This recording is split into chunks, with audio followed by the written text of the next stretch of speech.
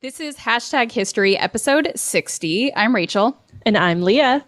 And we've made it to the end of another season, Leah. Are there any recaps on season 6 for you, like a favorite episode or favorite cocktail? Oh, putting me on the spot, man. Favorite cocktail is definitely the sinking of the Titanic one, with the iceberg in it. Yeah, that one was really good. Yes, that was very, very creative on your part. Yeah, and that might actually be my favorite episode of the season as well. Is the Titanic. That makes me happy to hear because that was my favorite episode too. Either that one or the Anita Hill one. I really, really loved that one too. And then my favorite cocktail was, this is super lame because it's something that we have like all the time, but it was the Scottish Mule that we had for the Burke and Hare episode, both because it was delicious and also because that was like the best cocktail picture we've ever taken before. Oh yeah. It looked better than we've ever looked in a picture. Than we've ever looked. Our cocktail looked better. Yes. As you all know, if you are a longtime listener of this podcast, we get to do something super, super fun at the end of every season for our season finale. And that is having a guest come on the show. Yes. So for our season 6 finale episode, we have the lovely Kaitlin Calogera, the founder of A Tour of Her Own, which is the first tourism company in Washington, D.C. to focus exclusively on women's history. So Kaitlin, welcome. We are so excited to have you on the show. Welcome. Hi. Thank you for having me. Hello to all the Hashtag History podcast listeners. This is such an honor and pleasure to be here with you tonight. And I'm looking forward to this episode and closing out your season with you. Thank you. Yeah, we have a very awesome community here of history nerds and cocktail lovers. It's kind of the best group out there, for right? Sure. So we'll go ahead. We'll dive into all things about you, Kaitlin, about A Tour of Her Own. But first, let's try out this drink. Perfect. I'm Rachel. And I'm Leah. And this is Hashtag History, the podcast for both history nerds and history haters alike, where we dive into history's greatest stories of controversy, conspiracy, and corruption.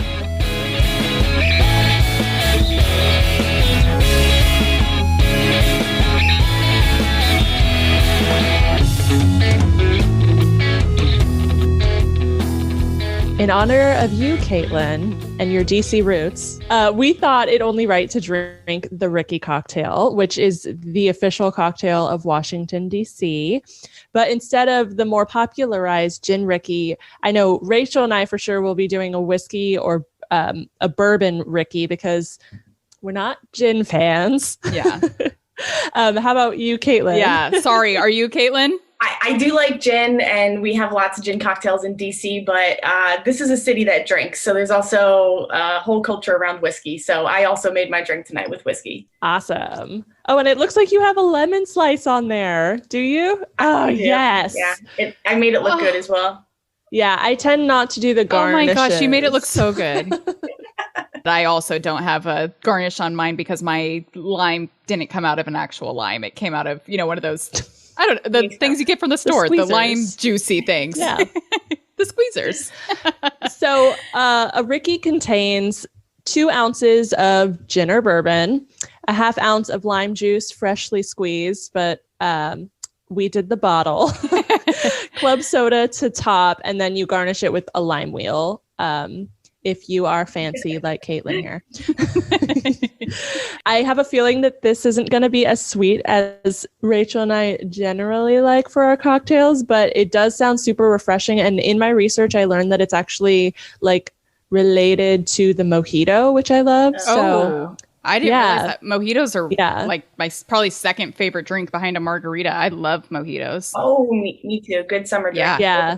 Mm-hmm. Yeah. So good. I think it's going to be refreshing.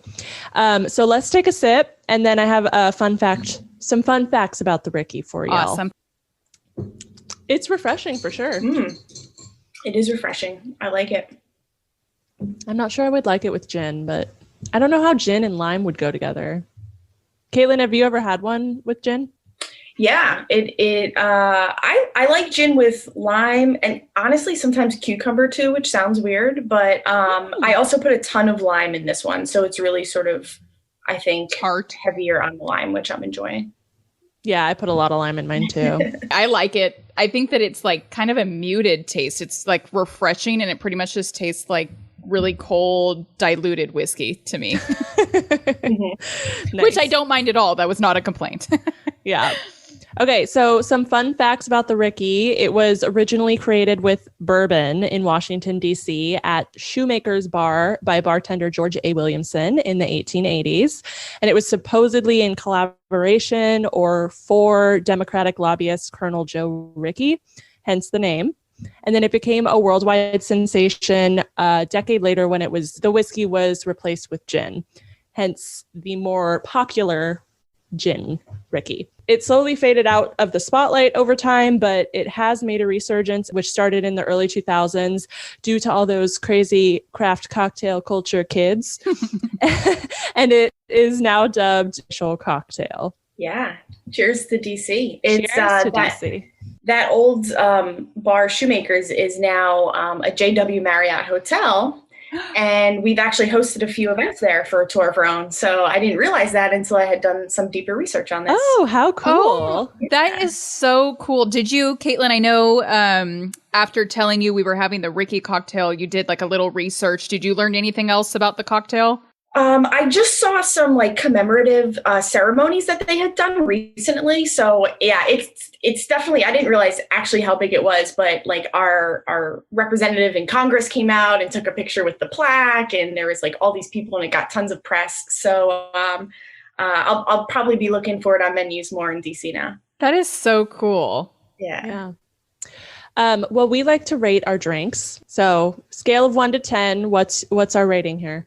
Mine's probably a 6. I don't know. It's, I guess anyone that listens to our show knows that our favorite cocktails are the ones that have, fruity flavors or, cinnamony, spicy flavors. Those are our favorites. This one is just kind of bland on the flavor, which again isn't necessarily a complaint. It's just not one of my faves. I think I'd go with a 7, and which is so funny, Rachel, because if you swap the club soda with ginger beer, then you have our favorite drink. That's funny. You're right. And what about you, Kaitlin? Where would you put this? I'll also go with a 7 because I don't often drink whiskey, but if I were to drink whiskey, I would want it like this, and it makes me think of St. Patrick's Day, believe it or not, which is coming up because, Jameson and that whole kind of vibe. So, welcome to the whiskey club, Kaitlin, because whiskey's what we do. Yeah. We are whiskey girls. What would Kaitlin, then what's your go-to drink and or what is your go-to liquor? Ooh, I honestly drink a little bit of everything. I love, there is a craft beer scene here in DC. There is a distillery scene here, and I love wine, but DC is actually also known for our brunch. So we're really committed to like Bloody Marys and mimosas. Yeah. I love it. We have a mimosa story for show. Oh, yeah. I mean, go ahead, Leah. Are you an adult if you don't have a mimosa story?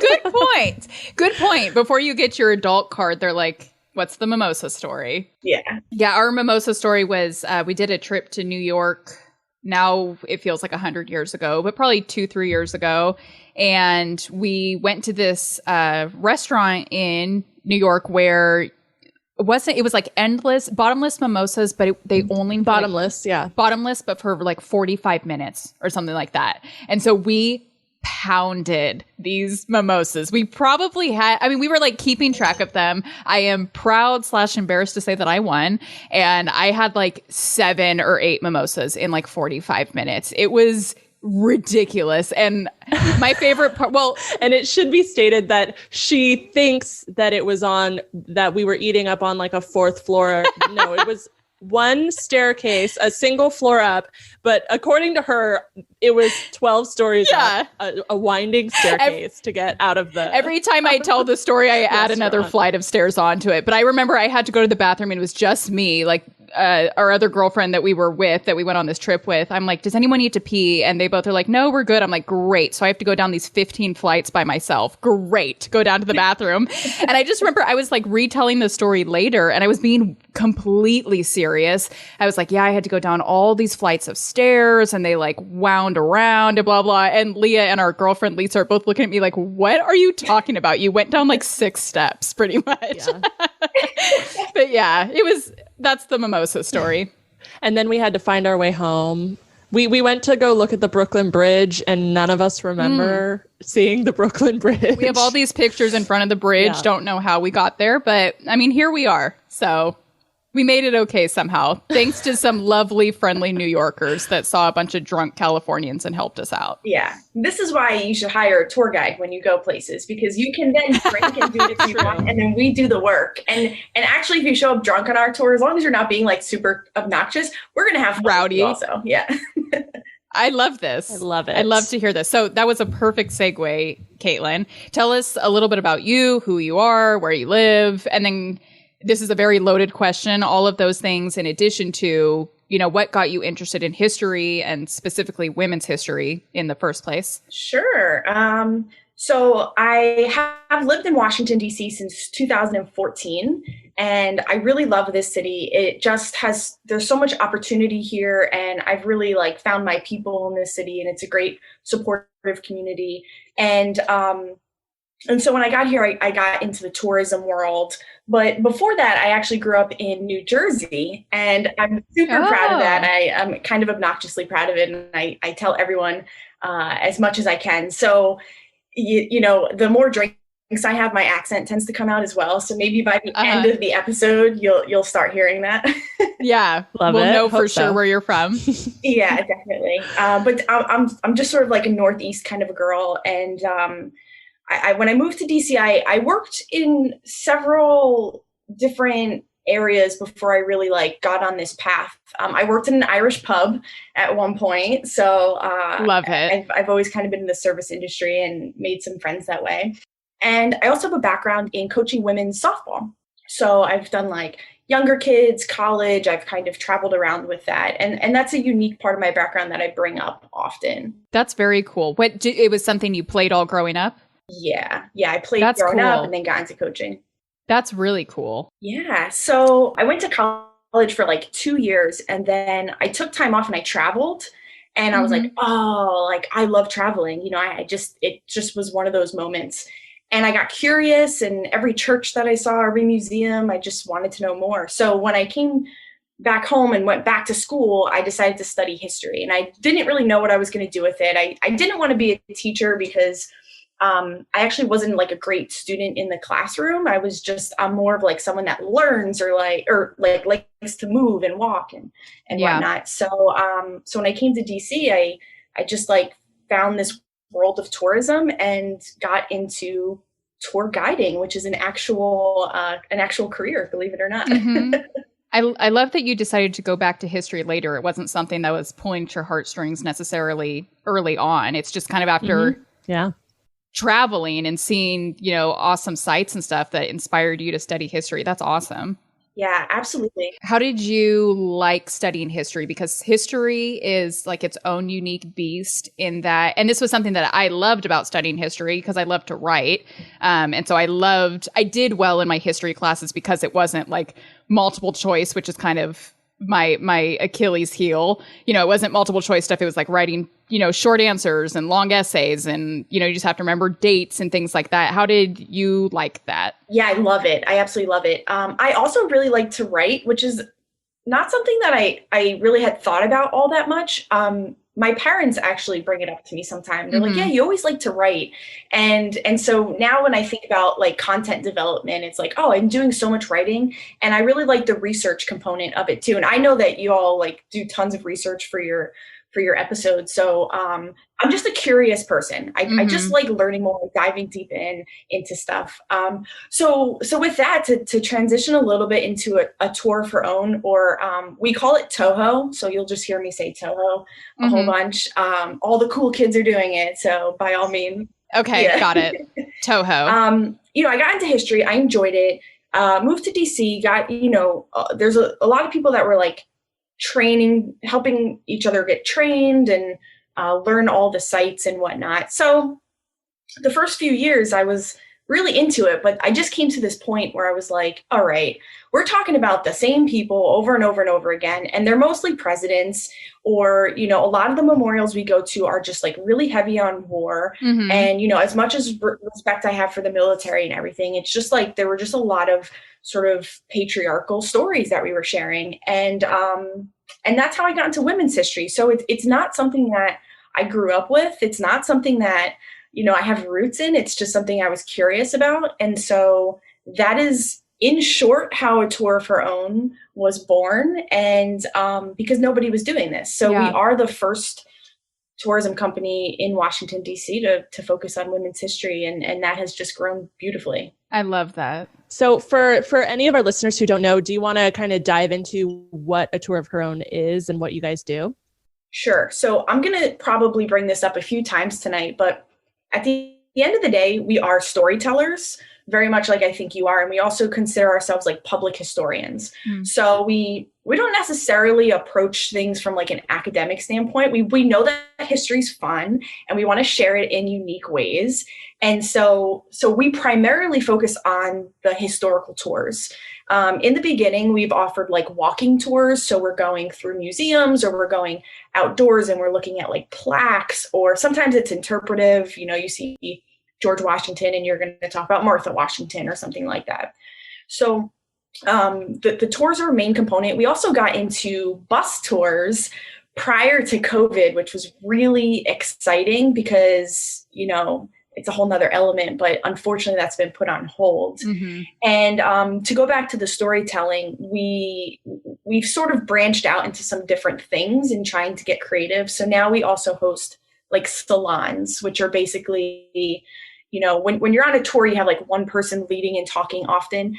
In a salon, it's more of an engaging environment because some people learn, they're audio learners or they're visual learners. So the salon is more of an idea to like learn by having conversation, Mm-hmm. Learn by engaging. So, so we sort of have, special events, historical tours, and our big thing is just community. We want to pull people into a space where they can learn history in a fun, unique way, network a little bit, make friends, and just feel like you're a part of something special. We definitely intertwine a lot, the podcast and TOHO, because I feel like that's kind of how we describe our podcast, is trying to give information about history to both history lovers and history haters, people that, maybe don't think that they have a passion for history. But what we try to do is like, we swear you would love history. You just need to have the right delivery, right? It just needs to be fun for you. It needs to be something that you can relate to and you can see yourself in. History is for everybody and everyone can love history. It just might not be, in a traditional textbook classroom setting. Yeah. Preach it for sure. Yeah. For sure. So while you were talking about, what TOHO is, you kept saying we. Is it just you that runs this, or is there a we? There's a team, there's a board. Who all does this with you?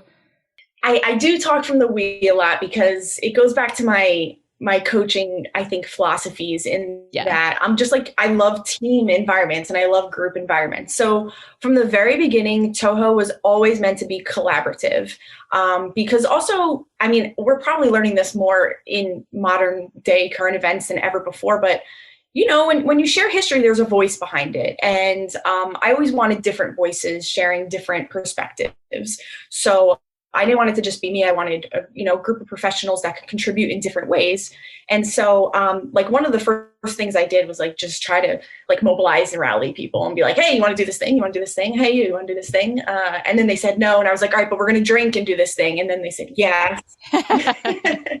So I have like a wonderful team of tour guides who actually do a lot of the content development. So they do a lot of the research and they build a lot of the tours. And so that allows me to do a lot of the behind the scenes entrepreneurial stuff, which is a little bit not quite as fun, but I do enjoy it. Mm-hmm. And it's actually how TOHO works best. Sure. So at the end of the day, I am the sole owner of the company, but there are really, I have some great people helping me out, and TOHO wouldn't be what it is without them. How did you create that network with those people? Were they people that you knew growing up, people you met while living in DC? As tour guide, just kind of, or is it, as you were developing this thing, you just kind of started networking and finding all these other people that were really passionate about women's history too?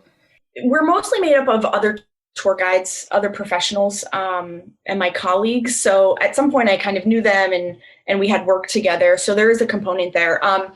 One of the women that I work closest with is a woman named Rebecca, and she's like all over social media. So you guys should go and follow her as well. But she has like more roots of like women's history. She like went to like an all women's college. So she brings a lot of different like aspects to it that aren't in my background. So we sort of complement each other like that. And then as far as a lot of my other tour guides, it's when I think to it, I'm like, a lot of them actually just would show up at an event because they were interested. And for me, like, if you're showing interest and you're just genuinely want to do this with me, like, I'm sold and I want you to dive deeper into this. So a lot of them just showed up and I was like, come on, keep coming in. Like, now create a tour, now do this. And that's honestly a lot of where the team comes from. That's awesome. So cool. So it sounds like you do a lot with TOHO. And to be honest, it's hard to keep up. I know we follow you on Instagram, obviously, and you're constantly posting all the cool stuff you guys are doing. As an event planner myself, I'm super interested in the event aspect of what you do. So tell us about some of the events you put on, such as the lineup or some of your specific tours that you do. We do a lot. It's hard for me to keep up as well, to be honest with you. And you all follow me on Instagram. So that's my main platform because I am a visual learner. So for me, it's kind of meditative to be on Instagram and do like visuals and stuff. But beyond that, as far as the events, TOHO actually started out, I would say, more focused on events. So for the first like 6 months to a year, we only did events. It was like we picked one day and we offered like 6 tours on that same day. Wow. And we had like authors on the same day. Wow. Because I didn't, I just didn't know how to operate things more sustainably. So we put a lot of focus into one thing and we kept doing that. And then it became a thing where people were like, hey, can I get a tour on this day? Or are you ready on can you offer something on this day? And so that brings us to the lineup, which you brought up, and also our membership program. So the lineup is kind of like our promise to our clients. It's our promise to our people. And it's essentially 4 programs every month. 2 are live, 2 are virtual. And, we offer tours and salons in that area. So this is now just what we push out every month. And the membership is something that people can just join. And then they sort of have the freedom to jump in and out however they want to. If you want to be a virtual member, you could do that. If you're in DC and you want to just show up to things, you can do that as well. But I like this idea with the events of like, you just kind of like show up and like, it's already there for you. It's a big thing. And it's, you sign up or you just show up to an event and there's a bunch of different options and you can kind of curate your experience. Yeah, that's awesome. Could you, without taking away from what you offer, would you be able to take us through like a mini virtual tour right now? Like, for example, your First Ladies tour, like what are some of the sites we're hitting up and what are some of the things we're learning along the way? Our First Ladies tour is one of our most popular. And I do want to say, I give a lot of just like open flexibility to the tour guides. So they develop their own virtual tours. So if you come on a First Ladies tour and then you go on like an Arlington National Cemetery tour, they're going to be different because they're developed by different people. So their personalities are coming through. But our First Ladies tour is, we actually don't focus so much on the first ladies that you probably have heard about. So we're not going to spend a lot of time on Eleanor Roosevelt, even though we all love her. And we're also not spending a lot of time on like modern recent first ladies like Michelle Obama or anything, right? People are familiar. So we go sort of into the first ladies that you don't know a lot about, the hidden her story. And so for instance, like, where did the name First Lady even come from? And that goes back to Harriet Lane, who wasn't a wife, but she was like a niece and they needed to call her something. And so just things like that people don't even really think about. Like when did the First Lady term get entered into the dictionary for the first time? And so again, a lot of the virtual tours are like story storytelling. So it's just storytelling about those mixed with visuals. So you can put the story to a picture, a face, a building, it's whether it's the White House or Dolly Madison's house, which is sort of in the mix of it all that people kind of just walk by sometimes.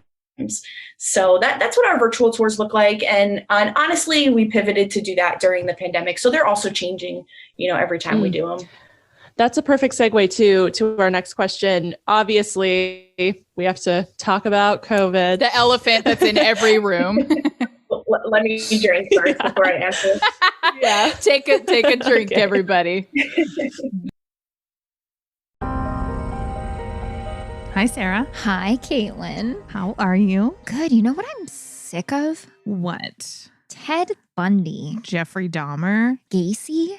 Other well-known serial killers. No, for real though. I'm tired of hearing about the same cases over and over and over. Me fucking too. That's why we created Luminol True Crime. We are a true crime, conspiracy theories, alien, strange happenings podcast. We talk. You listen. And then it ends. So we are Luminol True Crime, and we are here for all of those cases that you actually haven't heard of yet, which there are surprisingly a lot of them. Every week, we choose a new theme. Check us out. We release episodes every Wednesday. They're full length, about an hour long each, and we talk about different cases you probably haven't heard of. We have a beer. We enjoy it, and it's a lot of fun. So we think that you'll really like it. Yeah, join us. And listen to Luminol True Crime. Bye, kids. Bye, Illuminati. So obviously, as a tourism company, we know COVID has probably most certainly affected you and TOHO. Now, with that being said, how have you adjusted your business? You just talked about some virtual tours that you do. Let us know if there's anything else you do. And then do you have any pointers for other business owners or other tourism companies possibly trying to adjust to the new normal? I have so many things to really say on this topic. And I do want to start out by saying that like the tourism industry was completely devastated, like 100%. I mean, it was pretty bad because in DC at least, and this is pretty true for most, I think, states in the United States, or at least the Northeast, March is our busiest season of the year, or busiest month of the year, March, April, May, June. In DC, it's when the cherry blossoms come. So like we really rely on the spring to sort of supplement our income throughout the year. So we were all really gearing up for the season, and then it was gone. So it's been really hard for a lot of my colleagues. And, a lot of tour guides have master's degrees and they're educated and they're smart. And we're really, part of this career is we're really trying to make it full time, because it's been sort of a part-time second career for a lot of people in retirement in the past, and it's just not that anymore. So with all of this, we've really had to the first thing we all had to do was like, how are we going to make ends meet? Like, how do we get on unemployment? How do we, apply for grants? And so that was honestly the first step out of the gate. And a lot of people were very helpful. And then beyond that, I think we hit a point where we could like settle and say, okay, what is next? And how can we continue doing this? I think the first thing people did was virtual tours. And I think that's been good for a lot of people. For us, it's working.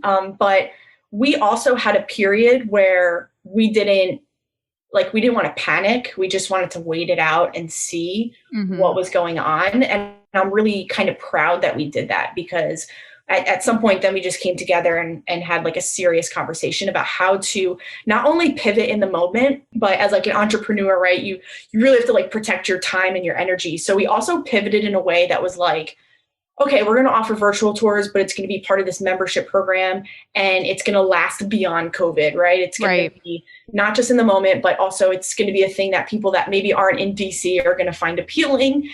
And so we can, make our audience bigger and stuff like that. So just like really strategic long-term planning. And I don't know, I hope it works out. I guess time will tell, but in the moment, it's at least, kept us afloat and rolling. And I feel like in COVID, if you can be like a small business surviving, then like, I'm so grateful for that, Yeah. So no, you're a superhero as a small business that can stay afloat. And I would speak to that saying that I know that I've been able to join a couple of your guys' live events because, we're all the way out here in California, and I've been super interested in your tours, but just we actually had a DC trip planned this last year that obviously did not happen. Wow. So it's been great being able to join your virtual events. I've loved them. And I'm glad that, isn't that what this whole last year has been, is like so awful. However, we've like learned these lessons, and hopefully we're learning things that we can take on into the future. And if one of those is your virtual events, then, at least one good thing came from all of this. Cause I've loved joining them.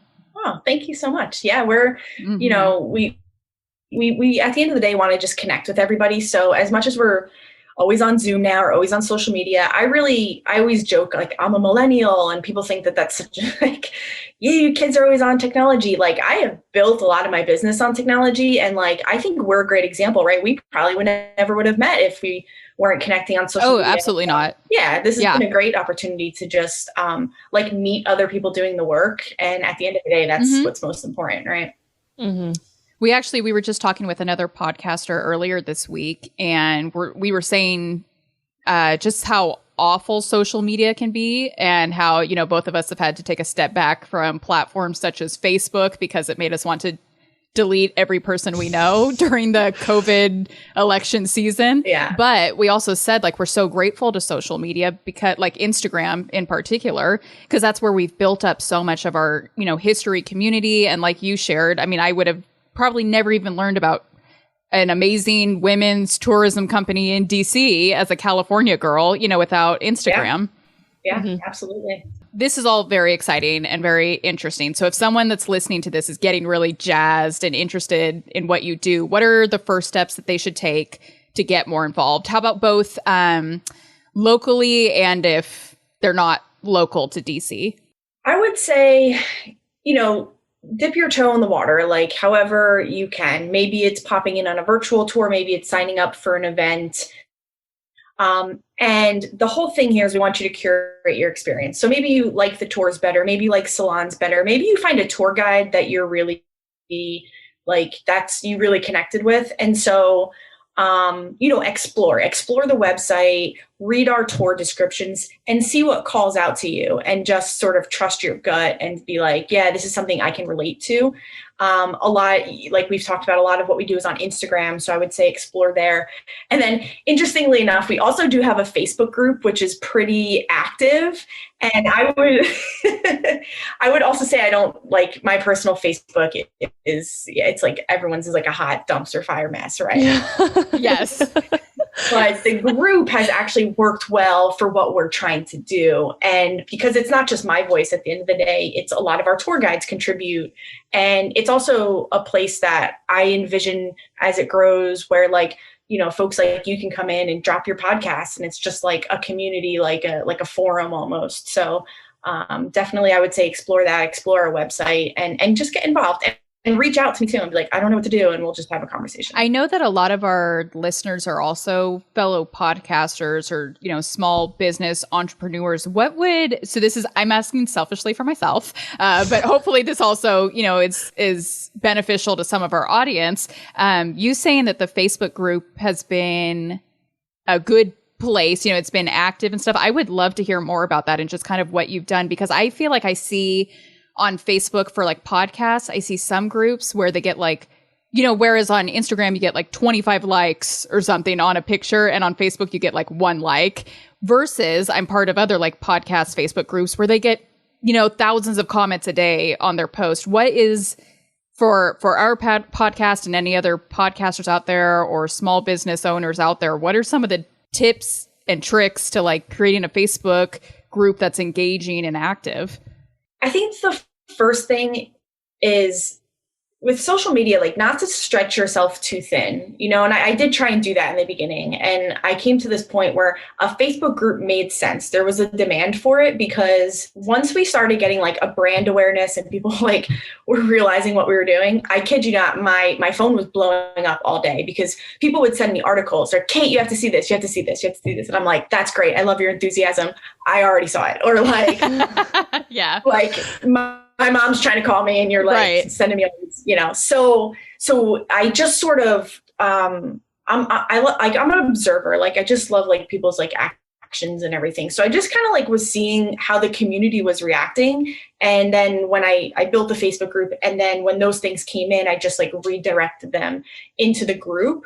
So it just like gave people a place to, you know, to share what they know, because we do know a lot, honestly, with like our team at TOHO, but we don't know everything. And there are people out there that know stuff and they want to share it, or they come across an article. So we wanted to just, you know, like, we recognize tour guides like to talk a lot. So we recognize we wanted to give them a space. So I would say, you know, be smart about what you're really dedicating your time into. Like, ours is Facebook group, Instagram. That's what it is. And put it all in there. And this really just comes back also to our business model, because, you know, I might contribute, I don't know, like 25% into the group. My tour guides are contributing a lot as well. And so it's just that group atmosphere. At the end of the day, I think every entrepreneur has to understand you can't do it all on your own. Right. And when you realize that and you accept it and you build that community around it, you hope that these things take off. And the Facebook group has just been one of those things that has. Many things have not. And, you know, that you just learn along the way. You just feed the things that are, you know, that are good and healthy.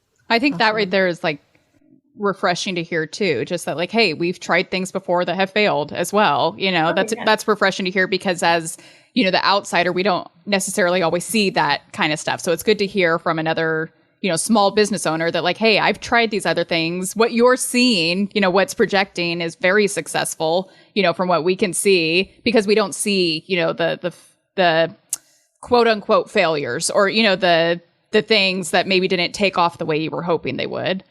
Yeah. Oh yeah, for sure. There's failures. Actually, our like logo was a major failure in the beginning too. I found a picture of the original. Really? Logo. Yeah. And I'm like, oh my God, that's trash. So just like, Did you create it, or? I did create it. Yeah. And why was it a failure? It was so awkward, and I like just weird shaped and everything. And I look back now and I saw that and I'm like, ooh. And I don't really even know how I got from point A to point B, but like I did somehow, but there was some like hot messes in there. So yeah, I mean, there's failures, there's embarrassments, there's just a lot of it that goes, you know, into it. And I try to be really authentic. Like I, you know, just want to be like a real person like everybody else. In the spirit of collaboration, like you're saying, Kaitlin, you know, you guys all bring different things to the team. That's a lot of what Leah and I have, because like you saying, the logo, mine would be a mess. If I tried to create like any kind of graphic design content for us, I mean, it's like, that's not a thing for me. And every time Leah creates something graphic design wise, I'm like, how did you do that? Like, it blows my mind, because my mind it's not wired that way. Yeah, we're a good team, because in some ways we're exact opposites as far as our talents go. Yeah, totally agreed. You just like chemistry though, right? Sorry. You guys just have like great chemistry, and that's just all that matters. Can't explain it all the time, but when it's there, it's there. Yeah. For any of most of our listeners are history lovers, right? Can you share just one or two of your like favorite or most interesting facts, either about like DC or women's history in general, that you don't mind sharing with them? Sure. This is so hard to pick just a few. I know, and I'm putting you on the spot too. When we talk about history, women's history, I guess, we talk about it in two waves. So the first wave of feminism, which is like the suffragists and women getting the right to vote. And one of my fun facts there is that women were the first people to ever protest the White House. Ever. No one had done it before, and they just showed up in January in the freezing cold, and they were like, we're going to picket, and we're going to make sure that President Wilson sees us, hears us, and does something about it. And you know, now it's an everyday thing. You go to the White House and there's people picketing about everything, but you know, women started that, and that's very revolutionary. That's awesome. I think. And the other, you know, sort of fact, the other fact with that too is like, not only did they picket, they were imprisoned for it and beaten and just totally, and force fed when they went on hunger strikes. Yep. force fed. So when we think about women in history, sometimes we get this like dainty, like they're wearing skirts kind of thing. Like, no, like they were badasses, you know? Yeah. And so, and then, you know, I like to bring that to second wave feminism. And this is like that like time period of the 60s and the 70s. And you get these really involved feminists, and they're, you know, working for the Equal Rights Amendment. And I like to bring that up. We talk about it a lot because it's still kind of modern day history. A lot of the work that women have done, you know, is still unfinished. And that's kind of like what TOHO also brings to the table. Like, we're not just telling you about history, but like we're trying to bring some of the stuff to you, you know, to relate to everyday life now. And I guess one more thing I want to mention is DC is not a state. Some people don't realize this. Right. And there's a lot of talk about it. No, very hot topic right now. Exactly. Hot topic. And I want to bring attention to it because it's just like come to that point where like I want people to really understand DC, that it's not just about the museums and stuff. Like, there are real people that live here, and there's deep culture. Yeah. And there's also a lot of Black history in DC. There's Howard University, which is a historically Black college. And so there's just like undiscovered history in the neighborhoods. And for anyone that's a traveler, I would say like, yeah, come to DC, like see the main stuff, but like get out of downtown and engage with the people, because it's special, you know? And when you look for women's history, you find it, it's there. What brought you to DC in the first place? I don't know if you mentioned that earlier. I had traveled, like I told you earlier, I traveled like Europe a lot. And then I was like so embarrassed because people were like, oh my gosh, America,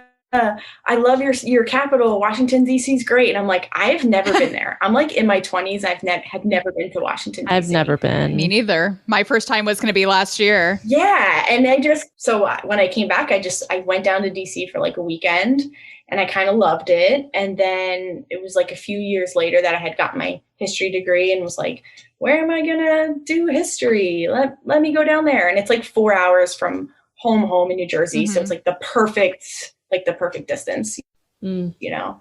So that's just like the short story, how I ended up down here. Well, I know Rachel mentioned she was supposed to visit this in 2020. And I know Nico, my husband, and we have a friend who lives there, and that's one of our first stops as soon as we can travel again. So I'm going to take you up on a tour or something, you know, join one of those. I'm pretty sure I heard her say somewhere in there that she'll room and board us and stuff too, right? She did mention that, right? That we have a place to stay for free as well. What about, Kaitlin, have you ever been to the West Coast? Yes, I have. I've been to San Diego. I've been to like Huntington Beach area. Uh-huh. Where are you all? We're up northern. Higher up than that. Yeah, much higher. Yeah. Like San Francisco or? Yeah. We're just inland of San Francisco. We're literally a halfway point between San Francisco and Lake Tahoe. Okay. Yeah, I've never been up there. It's on my bucket list. I would love to. Yeah. We have a lot of history here, lots of really cool stuff. The only bummer part about living here is that we're in a valley. So when it's summer, it's 110 every day, all day. It's at like in DC, you get pretty hot there too, right? Same. Yeah, it's like it is actually a swamp in like August. Yeah. It's pretty bad. Well, then we'd be used ours to is it. a dry heat. At least we're not swampy. Yeah. Not swampy. It's actually interesting. So I did listen to some of your episodes like leading up to this. I was just like curious about some of the other season end guests that you had. Sure. And I can't remember her name, but you had a woman who was a historian at a railroad. Yes, like a railroad Nicole. historian. Oh my gosh. It was so interesting because I have to be honest, there is some history just like being on the East Coast that I don't think about or like doesn't come up as much. And that's something that we try to work on. And California is like, has just like really unique history that I think is fun to learn about. So California has so much unique history, both good and bad. I'm sure you can say that about nearly anywhere. We are very innovative. You know, we were huge with the railroad. And, you know, we had the gold rush and such, but then we're also embarrassed by our history of like eugenics and internment camps during, the World War. And you can see all of that history here. All in one place. Yeah. Well, if and when COVID is over and you come this way, Kaitlin, we'll take you around. We'll definitely take you to the California Railroad Museum, and it's right by downtown Sacramento where all the cool hip bars are and everything. Yeah. When you come to DC, you're more than welcome here. Your family. I'm going to bring you to a bottomless mimosa brunch restaurant. It's on the 5th floor. There's spiral stairs and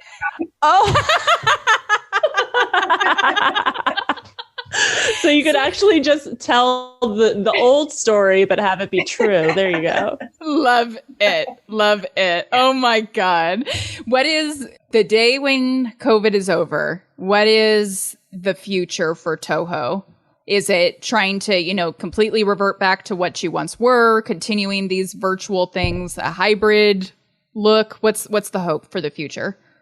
I think tourism changes almost entirely coming out of this, and I can't predict how, but I feel confident with that. So I think just to go back to what I said before is like not pivoting too hard, too quick, but just staying the course, doing what we do well, and when things come our way, taking advantage of it in a responsible way. I hope the tourism industry bounces back because it is so important for people to be learning right now. Particularly in DC, we need to learn history. We need to learn civics. We need to learn how our government works. Oh. We need to learn to respect our buildings. We need to learn to respect our history. And it's really hard for us right now to not be able to share that. So when tourism comes back, hopefully people still have access to museums. DC museums are free. Hopefully they still have access to places that make us all like a better society to live in. So we'll see how that works. Yeah. I was a recreation, parks, and tourism major in college. Okay. And so my heart is with the tourism industry. I have a lot of friends from college who unfortunately lost their jobs through this. And so my heart's with you guys. You seem to be doing, really great as a small business tourism company, and we're so happy to see that. But our hearts are with you, and I'm hopeful and optimistic that things will get better. Thank you. That means a lot.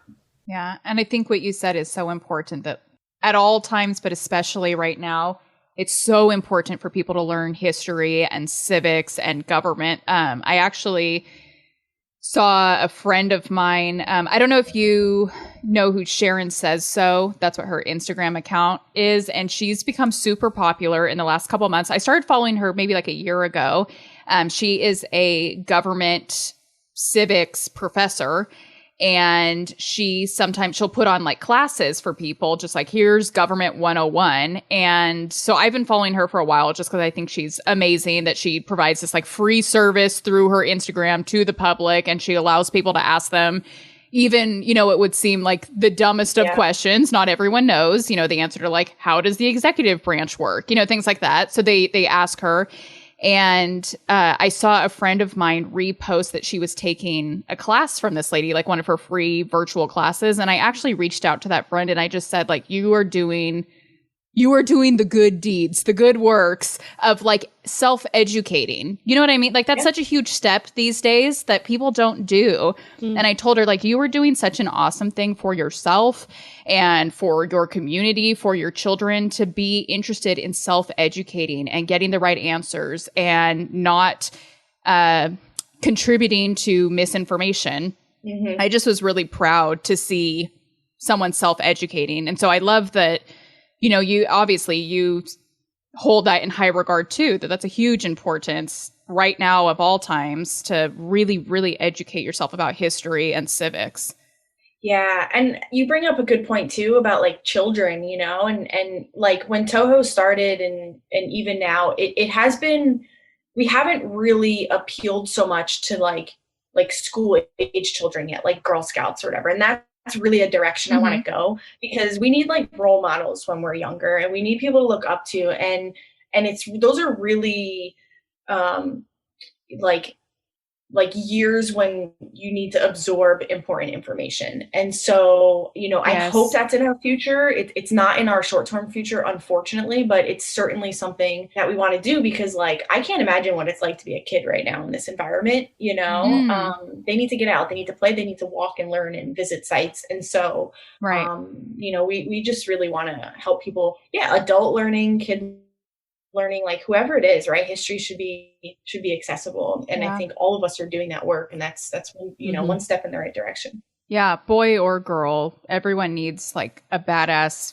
female empowerment story, to motivate them and inspire them. And I know that that's something that I, like myself growing up, I didn't necessarily have. I've always been interested in history, so I kind of sought that information out.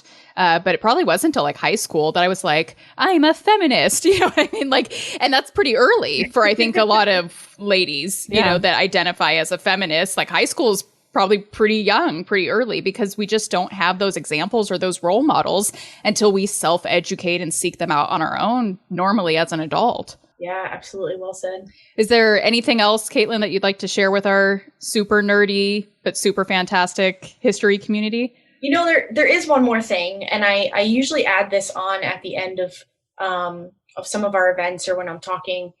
Sometimes history feels kind of exterior in that you feel like it's someone else's story or it's, in the past.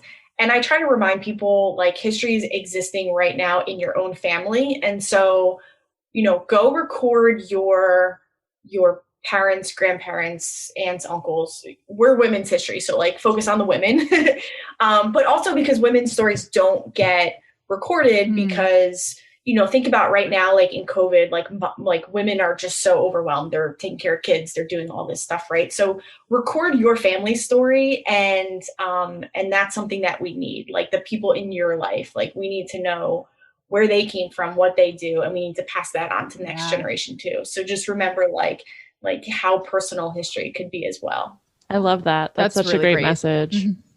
You never know, your story may be something that's studied in history. A primary source. Oh, a primary source. Yeah. Yeah. It may be something that's studied, down the line. You never know what kind of impact you can make or your loved ones can make. So that's cool. Beware if it's my journal that comes out as a primary source, because whoa, it's been a year.